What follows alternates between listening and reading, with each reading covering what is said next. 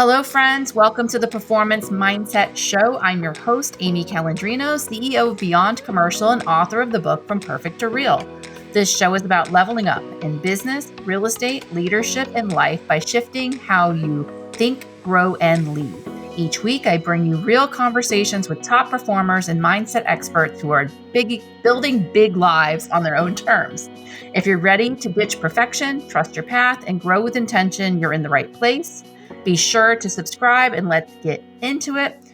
Today I have with me Beau Beery, and he's in commercial real estate up in Gainesville, right? Yeah, Gainesville, and does a ton of multifamily in that space. He's had his own brokerage now since 2021, but before that, he was the number one multifamily producer for Coldwell Banker and top 5 in the nation every year. He has his own YouTube channel. He has his own book, Multifamily Investors Who Dominate. And we're going to talk a lot about things. So welcome to the show. Man, I'm excited. Let's do it. I love when two brokers talk, to be honest. It's my favorite podcast to do because it's like you can just commiserate together on different stuff and you get it. Oh, I get it. Believe me, I get it. You get it.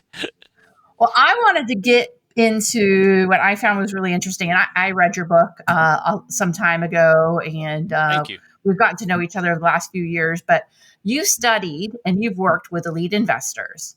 What separates those, the ones that dominate versus the ones that just dabble? Yeah. And I love to differentiate between the two. Yeah. Yeah, a big consensus or a big point of the book are 2 points. Number one, it's developing relationships with the brokers, and we'll go into that. And then the second thing is really building a reputation in the marketplace. And the two of them kind of work hand in hand. So what I have seen in working with investors my whole career, I've been doing this 25 years now, is that the people who are doing this seriously and are doing 15, 20 purchases a year or trades a year, these investors, what I've noticed is that they're never calling a seller directly. They aren't mailing letters to try to, get someone to sell to them. They're not, all the things that get taught in these little investor pools.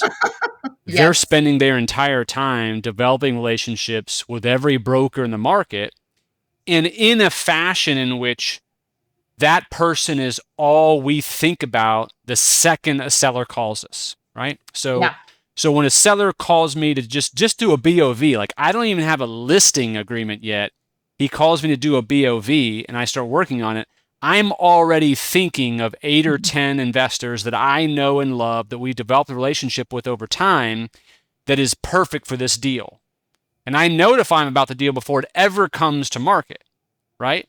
Now, I can't give him over the financials yet and all that stuff until he signs a CA agreement, but this allows that person to start thinking about they can drive by it. They can think about what kind of renovations they may do. They may start talking to their property manager already, to their contractor, to their attorneys, all this stuff. So they've got a head start above everybody. And these elite investors, what they're doing is, let's just say they cover, for instance, the northern half of Florida, which is the markets I cover, right? Well, there's about 60 brokers that are multifamily guys that cover the northern half of Florida. Now, of those 60, there's the 80-20 rule, right? So 20% of 60, so 12 of us are doing the majority of the deals. Mm-hmm. The other 48 may be a commercial real estate broker who does office and retail and occasionally does a multifamily deal. Or maybe it's a residential agent that sells houses and then once in a blue moon sells an apartment complex. But there's basically 60 that are doing deals on some sort of regular basis. And what I've noticed is these elite investors are just cycling through those 60 folks, building that rapport over a career, right? And they've met the ones who are the best have automated it. So they've pulled in all those brokers into a CRM, and they are deliberately on a basically a timed basis contacting those brokers and becoming friends with them. And not just talking about, hey, Beau, what do you got for sale? But hey, how's your wife doing? What are the kids doing in college? What'd you do over the weekend? And so you can imagine over the course of a 20-year investor career, for 20 years calling the same 60 brokers and the new ones that come to market and developing that kind of relationship, you never have to pick up the phone calling and, sellers directly or pounding the pavement or making very low probability phone calls. You got 60 brokers bringing you deals every other day. So you're just selecting among the best deals before anybody else knows about them, right? So that's kind of what really separates Elite from the regular folks. The regular folks, the ones that are calling the brokers, all they do is, hey, Beau, you got anything I can make an offer on? Hey, Beau, what are you listing? Hey, Beau, what are you listing? Right? It's the same stuff over and over again. Oh, I get those every day. Like, do you have any industrial? Do you have any this? Do you have any this? Right. And I'm like, I don't even know who you are. I have no idea who you are. Right. Why would I bring you a deal when I have no idea if you're a retrader or a low baller or a piece of crap or whatever it is? Like, you have to develop a relationship. It's super important. And it's not just brokers. It's like, this is the way the human brain works. Like, we want to do business with people we like and know and trust. We want to do business with friends. That's how every human being is. It's interesting. I saw like three things that like popped in my head. One is Bob Knackle, who like just about everybody knows. Yeah. He always says it's not about who you know, it's who knows you. Yeah. So I think those elite investors, it's like who knows them. Everybody knows them. Right.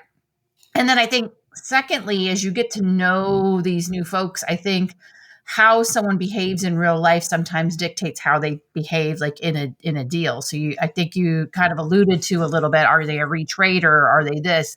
What are some things to stay away from so you don't earn a reputation as someone that you have maybe on a no-call list? Yeah. There's so many of them, and I list a ton of them in the book. A lot of them are just kind of the common sense ones, which are retrading on price or terms when it's completely baseless. That's probably the number one worst thing you can do. And what I mean by baseless is, listen, not everybody knows everything about an apartment complex when you go under contract. And so if something comes up during a due diligence period, a good way to ruin your reputation is to retrade on price on terms on something that's insignificant. For instance, let's say you're buying a 50-unit apartment complex and the inspection comes back and says 5 of the water heaters are dead. They're messed up, right? Now, on a 50-unit deal, you're talking about a $7 or $8 million deal. 5 water heaters is probably $7,000 to $10,000. You come to me and want to have a $7,000 or $10,000 credit. You want me to go to the seller and ask for a $10,000 credit on a $7 million deal. I'm never bringing you another deal again. That's just stupid. Now, that's something you didn't know about. You could say, well, Beau, I didn't know about the water heaters. Well, sure, but $10,000 doesn't move an IRR or cash on cash 0.1% on $7 million. It just doesn't. And so you just ruin your reputation because in my mind on the next listing, I'm thinking, okay, this guy is going to come up with piddly shit that my seller may not tolerate, right? And so, do I want to go with someone who looks past that kind of thing, or do I want to go with someone who's going to give me a bunch of crap, right? Now, listen, you come across $150,000 in due diligence on a $5 or $6 million deal, that may be something to have a conversation about. That may move the needle. We have to take a look at that, right? So I always frame the retrade by how much does it literally move the cash on cash, which is the number one metric, or IRR needle. If it's not moving it much, don't risk your reputation on it. In fact, use that as almost a booster of your reputation. Hey, Beau, seven water heaters were bad and 2 kitchen counters had burn marks on them. No big deal at all. That doesn't move the needle for me. I'm moving forward to closing. Yes. I, as the broker, say, dude, put that in writing, send it to me so I can forward it to my seller because I want to be able to show how badass you are because, hey, Mr. Buyer, this seller also owns 2 other complexes 3 streets over, and if you close on this deal, the easiest deals in the world you and I can do together are trying to do those next 2 with him right after closing. And by you saying you don't care about 7 water heaters and 2 barren countertops shows that you're a real player to my seller and gives me a higher probability as the broker to do those last 2 deals.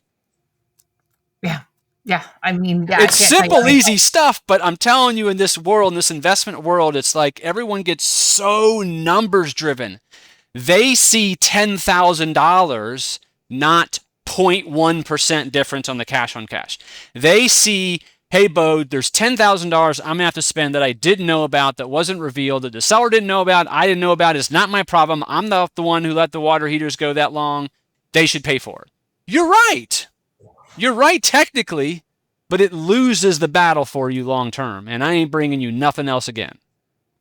Well, no, I deal with it all the time. I mean, we're in different asset classes, but I'm like, if the roof is falling in, there's major things that even if the roof is falling in, you'll see that in the age. Like that's not even an argument. Like I'm giving you in the OM that the roof is 1979. Don't come to me. The roof needs to be replaced. If it's not disclosed. I'm saying it's not disclosed. Right. And they acted like, I've had it before where they're like, this roof was replaced in 2023. And then you get the inspection and like, no, it was patched in 2023 and in 2020. And it was totally different story. Right. Like, what? Like, no, it was not replaced. It was patched again and again and again. And it's nasty. Right. So, oh my gosh. Okay, I'm sure you have a lot of these. Yeah. So there's, and the redlining, there's just, I'm a big proponent of making sure you choose your attorney correctly. Yes. For instance, when let's say we've drawn up a contract, the seller's drawn up a contract, handed to the buyer. What every buyer and their broker does, just by normal, just as a human being, we don't even start on page 1 and just start reading. What we first do is we scroll through the entire document to see how many red lines there are. That's what we all do, right? I mean, we're just, okay, I got the contract. Let me just, oh my God, look how many red marks there are. Look at, so you're already pissed off, right? You're already pissed off. So what happens is then you scroll back to the top to now dig into the nitty gritty to see how many of these 54 red marks are actually something. But you're starting in the frame of mind of already being pissed off. Right. Now, 48 of the 54 might have just been correcting the word "the" because somehow it got spelled incorrectly, right? Right. And so it's like, you just have to be careful, that because I'll see sometimes that attorneys will recapitalize the word seller, and they do it through the whole document, not understanding that psychologically, seeing all the red marks puts you in a bad frame of mind. Don't recorrect the spelling. Just put out in an email, hey, later on, I didn't want to do this in the document. Let's recapitalize all these. I wanted to keep the focus on just the main marks, right? So choosing an attorney who, and even not just, I'm using capitalized letters as a thing, but like, keep it to the high level stuff. Try not to point out all these tiny little things on a contract that just don't matter. I'm fresh on, attorneys can be either deal makers or deal killers. I don't think it's the attorney's job to retrade a deal or try to convince their client to retrade a deal. I think, I think it's their job to try to memorialize the documents and what the parties like agreed to. I just had a situation in last week where we had a whole LOI agreed to. We're waiting on a lease, and lease came through, and he's like, well, you should have asked for this or should have asked for this, and then put it all in the lease that we're sending back. So it's obviously not a purchase and sale. And I'm like, and of course the landlord's like, and we told him, like, if we send this over, it's going to be bad. But of course, we're actually not working with the client anymore too, because we're like, this is not good. But the landlord's like, okay, we wrote your name down and we own a lot of centers and you're not going to be leased there. So it's not the same asset class, but I mean, it's parallel. So careful who you work with. I mean, totally. And every elite investor that I work with, I know every single one of them have great attorneys that keep everything high level. Like, their start on the document is, we're going to get this deal done. That's their frame of mind. Whereas many other attorneys and equivalently inspectors, they're trying to prove their worth by pointing out as many possible things as humanly possible, right? Because they think that makes them look better. It doesn't, right? Point out the things that are going to kill you or hurt you badly. Yes. Right? Oh, I totally agree with that. So what would be like a lesson from a deal that didn't go as planned that still shapes how you operate today?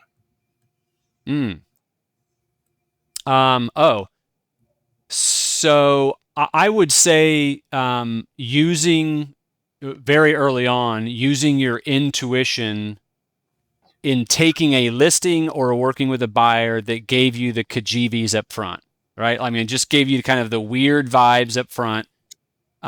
If I remotely feel like someone's going to be a bull in a china shop or give problems or, just all the things that scare you in a transaction. I don't care how, and what happens is it's in the bad markets that brokers make poor decisions on who they work with because they're hard up for money, right? And so what I've learned early on in a couple of scary transactions is to be careful who you work with and not work with anybody who remotely gives you that feeling, because it's never worth it no matter how hard you up for money moving forward. So Joe and I, who's my partner on some deals, we are every deal we go through sort of a checklist of whether or not this is the kind of person that we want to do a transaction with, even if we think we can sell it or not. Because we just want to be able to sleep at night. We don't want problems. We don't want to just have the drama. Like, the what's tough in real estate is that when you get into a transaction with someone, you're married to them for anywhere from 60 days to, sometimes a year, depending on if you're a land broker or whatever. In my case, it's pretty much a 90-day relationship we're going to have. And nothing's worse than when 90 days of your life is disrupted because of this one human being. It affects when you're at dinner with your kids and your spouse. It affects when you're driving down the road, when you're at the gym. You're constantly thinking about this person who's affecting your life in just a scary manner. They're just, whether it's going to be some sort of legal thing that's going to come down, or you're having to talk the seller off of killing this buyer, whatever it is, it's just not fun. It eats you, consumes you. I literally use that exact same language. I'm really grateful. I have a friend that does residential brokerage and they kill it. And they send me tons of referrals. And this week, their client coordinator sent someone to me. And the son was introducing the dad who owned some land. And the son was amazing. We had wonderful introductions. He set up a time for us to speak, called the guy, had an appointment scheduled at 1. He didn't show up. And then he's like, "Can I talk to you sometime tonight, like at 8:30 or something?" And I'm like, "No, not available for today." And then he's like, "Well, how about right now?" So then I talked to him right now, and he's all like, brr, brr, and I'm just like, "Yeah, this is not going to be a good fit." Not going to be and a good then fit. I was like, "Okay, good." And then he called me back. And he's like, "Well, why aren't you taking the deal?" I'm like, "No, I'm not taking the deal. We're good." And so then the referral source is like, "I'm so sorry." And I was like, "No, the son was completely amazing." Yeah. And then I got on the phone with the dad, and he was like a bull in a china shop. Yeah. He literally was. And I was like, "I'm not working with this dude." No. And I agree with you. I used to have a really large team and had a lot of mouths to feed and a lot of bills to pay, to have this really big brokerage. And I'd rather be, impactful in a smaller, footprint now, and then be able to easily say, "No, not you. Not helping you. Life's No too soup short. for you. Yep. No soup for you." That's right. That's right. Life's too short, man. No, I agree with that. I mean, I think, and that's working with an abundance mindset. That's working with a performance mindset. That's not working out of scarcity. And every single time I do that, I end up with way more deals, still coming down the pike. You're not drained. Yeah, it allows you to, exactly. It allows you to be present for the good deals, and you work so much better on them. You make more money. You do more deals as a result when you're not tied up with this person. Oh, that is such a good lesson. So, well, you've built your own personal brand with some serious traction. What I love the most is you're so authentic, awesome. But you're on YouTube, you got a best-selling book, you have elite clients. So let's talk a little bit about, do you feel, well, obviously content creation has amplified your brokerage business. Do you want to talk a little bit about that, how you kind of got into it and how that's kind of morphed with time?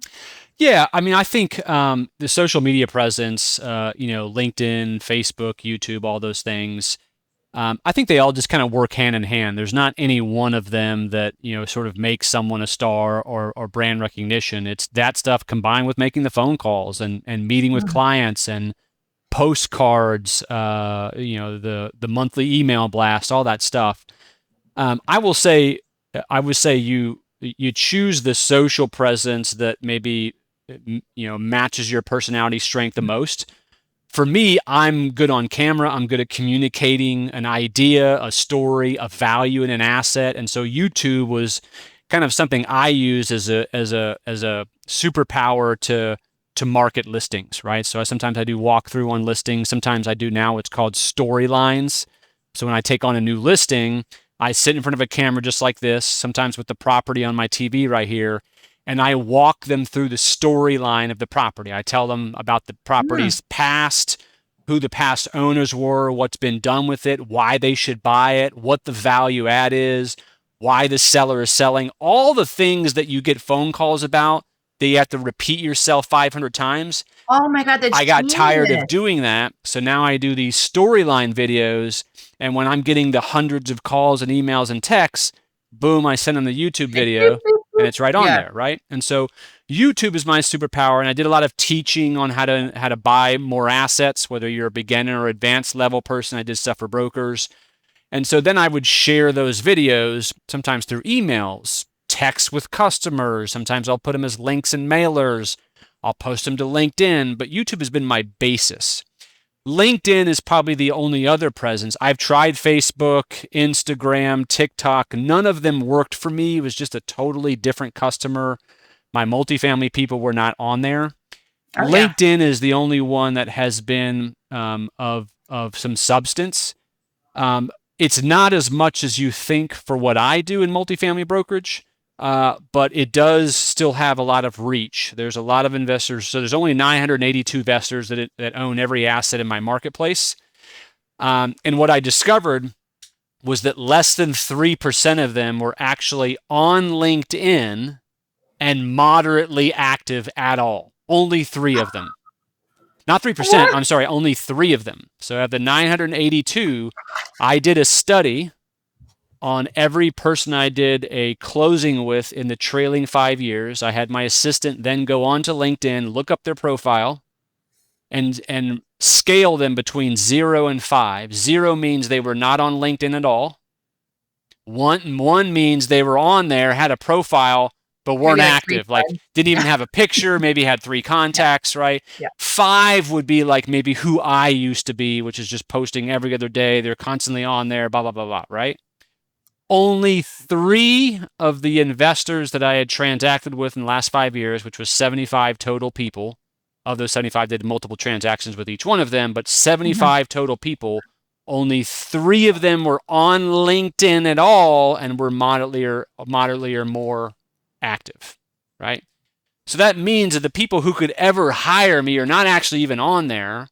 So then you would say, okay, well, Beau, why are you even on there? Well, there's a lot of good juju out there still, because a lot of the brokers, attorneys, lenders, inspectors who are connected to the 982 people that own my assets are seeing my stuff and have conversations with these investors. Okay, investor could be working with a phase 1 environmental guy who's active on LinkedIn, and this investor is doing a deal, and he says, hey, I got this other deal in Florida I'm going to be selling. I'm probably going to use you, Mr. Phase 1 guy, for that deal. Oh, hey, if you're doing a deal in Florida, there's this guy, Beau Beery, I follow on LinkedIn.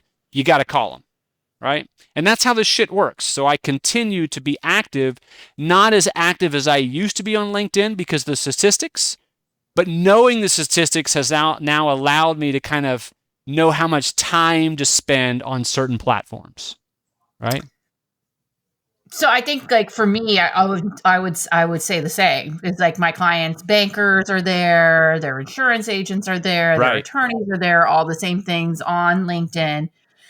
And then as far as my clients, we're just texting each other, getting together with each other, having phone calls, or in some cases, we're friends on Facebook, and they don't care if I'm talking about commercial real estate. They're just like, oh, how's Amy doing? Because we talk about family, friends and all those different things. Right. So, yeah.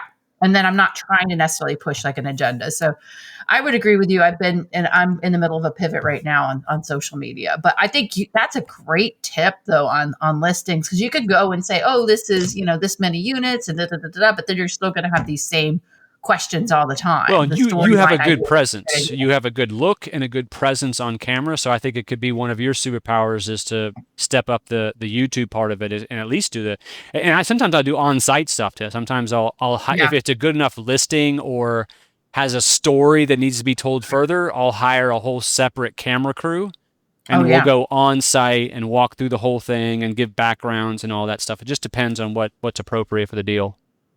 But that's a good idea. I never thought too. I could just literally set up a screen in my office and then I can get a lot more volume out. So I Yeah. think that's a great tip for some other brokers. So what about for an investor or a broker who's stuck kind of like this average level? What would be your challenge for them to kind of break through in the next 12 months? What would be something that they should be really like intentional about that might move the needle for them? Yeah, I mean, three things. The top, first of all, I have a document, and if you're interested, shoot me an email to beau@beaubeery.com. I have a 15-point document that would make every broker an absolute killer, right? I literally put it together.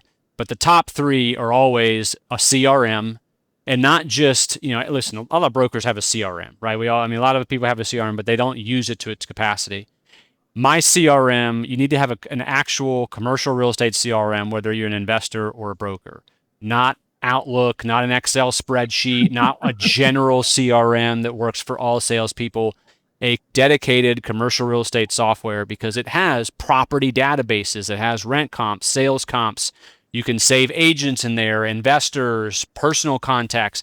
I run my entire personal and business life on my CRM. And I'm able to track unbelievable amounts of notes about each prospect. So when I'm talking to someone, I have in front of me like what they look like, their social media handles, who their spouse is, who their kids are, ages, where they went to school, who we know together, bankruptcies, whether they've been in jail, articles about them, are everything I've been saving over the course of my career about these human beings so that I can be more helpful to them, right? And so you need to have a CRM that sort of can store all this stuff. It can store histories, schedule events, and be extremely deliberate about it. What I'm talking about, like, is when I'm at a red light and I get a call from someone, right? I'm sending myself a note that I'm going to save that person in my CRM when I get back.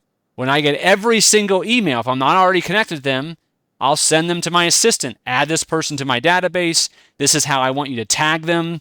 So that they can see future listings. Every text I get, I'm constantly, that's why I have 80,000 people in my database that are all categorized by millions of different searchable things, so that when I get a listing, that's why I double side almost everything I do. In fact, I've only co-broked 5 deals in the last 5 years. By the way, I co-broke any listing I get. I've actually only co-broked 5 times, because by the time I get it out in the world and a broker sends it to their customer's already gotten the listing from me, because I've been saving them in my database for 25 years, right? So that's number one. Number two, you have to hire an assistant as soon as you can afford one. Actually, before you can afford one. Really, Yeah. by the time you need this is what my coach Blaine told me, by the time you need an assistant, or by the time you wait until you're overwhelmed, it's the worst time, because it's so hard to bring on someone and train them while you're drowning with activity. So the second you even remotely feel like you're starting to get busy and it's going to be consistent, bring on an assistant, pay them well, pay them as much as you possibly can, bonus them, step them up, give them 401k at some point down the road, like make them a partner almost, like not partners in your profits, but like, the more you're together, the more you jive, you get to know each other, you finish each other's sentences. They don't have to be in your office. Mine's lives somewhere else, and we've been together for 12 or 15 years. So they will take you to such a next level, it's ridiculous. And you need to take your time hiring that person. Put them through an actual personality test to see how they mesh with your strengths and weaknesses. Interview them. Have a third party put them through the test. Interview them. Someone who's actually educated at doing that kind of thing. And then the third thing is hiring a coach. Like that has been stratospheric for me. Preferably an actual real estate coach, but if not, then a life coach, whatever it is, or both. I have a life coach and a real estate coach, right? So it just takes you to such a next level, because that person is paid to dedicate their lives to making you better, to thinking about you for that hour, an hour and a half. And over the course of your career, what you concentrate on in those calls changes over time. For some people, you may need accountability. Some people, you just need someone who thinks bigger than you. Some people, you need someone to kick your ass. Sometimes you need someone who's very like, this is how you write a letter and this is how your postcard needs to look. But it's just phenomenal. Those 3 things alone, if you didn't do the other 12 on my list, will take you to new heights. I totally agree. I hired a coach and an assistant well before I could afford it. Yeah. I probably was a little bit stressed at the time. I was close to working like 80 hours a week. Yeah, that's where I was. Yeah. Yeah. And then I didn't do it right, by the way. Yeah. And then it took a little bit. I mean, I wish I would have done it a little sooner because I think the onboarding could have been a little smoother. And, I think that there was just so much going on. It was more chaotic. But I think we have a good, I have an assistant. She came on with me in 2020 and then left for a little while. And then now she's come back. And then she's Lovely. like, I love it here. Yeah. It's great. Like, it's so much more peaceful. And I'm like, well, I've had a podcast and learned a lot of things along the way. So it's been great. But, well, is there anything you want to talk about that we didn't talk about? Because this has been great. I don't think so. I mean, whatever questions you have, but I mean, we could talk about the market if you want or whatever, but I'm good. I would say even if you don't do multifamily, if like you're a broker, investor, anyone like involved in commercial real estate, I mean, I got a lot of value in it. And I'm more on the other side of the equation, practicing more industrial in office. And I got a lot out of it. And it was really interesting and practical advice. So I would recommend your book and checking out your YouTube channel. Yeah. So so how is the market, the 982 people that invest in your North Florida market, in which there are 60 brokers, but then how many properties are there? I know 2,045. Yep. 2,045. Yeah. So. And those 2,045, like I said, they're only owned by 982 people. There's only 411 people. And by people, I mean anywhere from a real estate investment trust down to a mom and pop. There's only 411 of them that own all the ones over 100 units. Per year, in a normal year, about 8% of inventory trades per year, right? It's about 160 trades in the northern half of Florida that I cover per year. That's it, 160. I mean, you're talking 14, 15 trades a month for anything over 10 units in the entire northern half of Florida. Wow. Well, right now, that's running at about 4%, between 3.5% and 4%. Like up or down? Okay. Yeah, it's way down. And in a normal year, it's about 50% 100 plus unit sales and the other 50 are under 100. Right now, 79% of trades are under 100 units, and most of those are under 50 units, right? And the reason that is because while the interest rate spike and what was an insurance spike, it's actually gotten a lot better now in Florida, have gone up so much, and those affect all size properties proportionally. The biggest difference why the 100 plus unit deals ones are not trading is because it's a much bigger number difference in value. So for instance, if you owned a $20 million asset in 2021, that may now be worth 16, 17 million, somewhere in there. I'm just pulling out a number out of thin air. Yeah.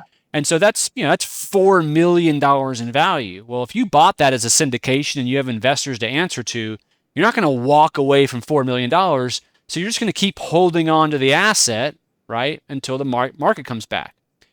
The person who owns a 20-unit, $2 million deal, first of all, probably wasn't a syndicator. The average hold time of smaller deals is much longer, so their basis is lower. And while their value might be, 1.7 million or whatever it is, they're not going to not sell over a $200,000 to $300,000 drop in value. That's just not a big number, right? And to them, they've had it for so long, and their basis is so low, and their profit is so high. They're going to move forward. They're more apt to move forward than the $20 million guy.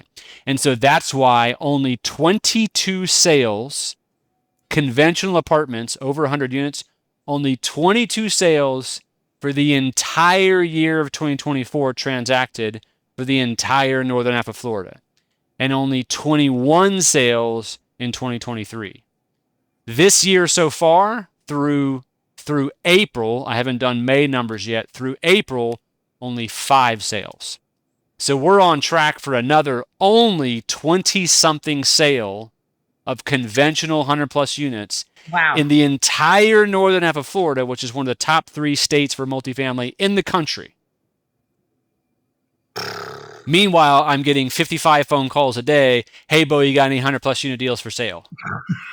And it's like, these are folks who may own thousands of units themselves, but no one's done the numbers like we do. Like we don't, no one covers the statistics like we do as brokers to know how actually few number of trades there are in any one market.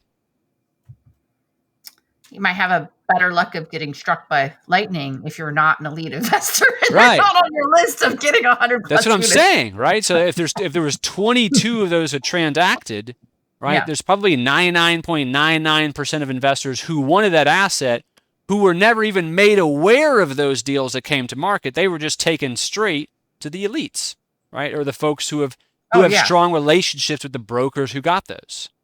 I'm certain. And by the way, as you'll know in my book, 93% of deals are done by brokers in multifamily. And just so everybody knows, date stamp it. We're mid-June of 2025. For anyone listening, it might not know the date because this might air a couple months later, but wow.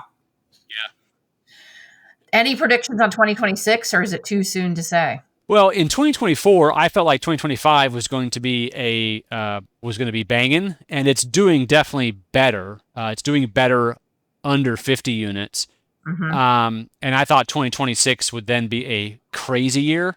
I now feel like, just from what I'm seeing, because currently I have 26 deals that I have BOV'd that have decided to not come to market and are just on the sideline. I've never had anywhere near 26 on the sideline, which says to me either the second half of 2025 or sometime in 2026 will be banging. A lot of these will come to market, and I'm just one broker. I'm sure all the brokers have a similar number of sidelined BOVs they've done that will be coming to market. I believe we need a stabilized half point or more drop in interest rates, and that will be the impetus that takes things to apeshit, in my opinion. As long as there's not something else going on in the market, right? A terrorist attack or some insane thing that happens in the marketplace. If we can have a sustained, now we've had half point drops, but they happen for like a day or whatever, and then they climb back up. If we can have a sustained, if we're doing stuff in the low 5% interest rate range on a 5-year treasury, that's when I think not just commercial, but residential will be popping. It'll be ape shit. Ape shit. Right now, we're like 5.8, 5.9 on the 5-year once it's all, depending on the type of asset, which is still pretty decent. I'm guessing that's pretty decent. But once we have a half point, that now consumes that $4 million delta that I was telling you about on a $20 million asset. Yeah. That now makes it tradable. I don't know if it's $3 million now or $2 million now, but it definitely changes the delta. Tradable. Yeah. Wow. Well, and you've already given your email, but it's beau@beaubeery.com. Yep. Right? That's it. And that's BEERY. Yes. Not Beery, it's Beery. Yes. And how else could people reach out to you? Yeah, my website is beaubeery.com, and the first name is BEAU, not BO. And then, of course, go find my book. It's on Amazon, Kindle, it's on Audible. It's called Multifamily Investors Who Dominate. Doesn't matter if you're a beginner or advanced level, there's going to be some really cool little tricks in there that you probably didn't know about. Awesome. Well, this has been a great conversation. I'm so glad we, Beau and I ran into each other. There was a Central Florida Association of Commercial Realtors, and his coach got an award, a Lifetime Achievement Award. That's right. He's actually been my coach too. So awesome. Helped to kind of form the foundation of my firm. And we ran into each other, and then we were talking about books, and Beau convinced me mine's on Audible now too. And we decided to also have him be on my podcast. So it's been great. Which reminds me, now that it's on Audible, I got to go get that. I'm making a note right now. Oh, yeah. You promised me. That's right. It's only like 7 hours. No, maybe it's not 7 hours. No, I think that's how long it took me to record it. How many pages? 3.5 hours. How many pages? 244. Yeah. So you're probably 3 hours. I think it's like 3 hours, 45 minutes now that I think about it. Yeah. Okay. So it's not that long. All right. But Made a I want note. to all right. And thank you to everybody for listening to the Performance Mindset Show. If today's episode gave you something to think about, share it and subscribe so you don't miss out on what comes next. Want to go deeper? Grab my book, From Perfect to Real, or listen to the book. It's all about dropping perfection and thriving your own way. You can also connect with me at beyondcommercial.com or amycalandrino.com. Until next time, stay grounded, stay growing, and keep showing up for you. This is Amy Calandrino, signing off.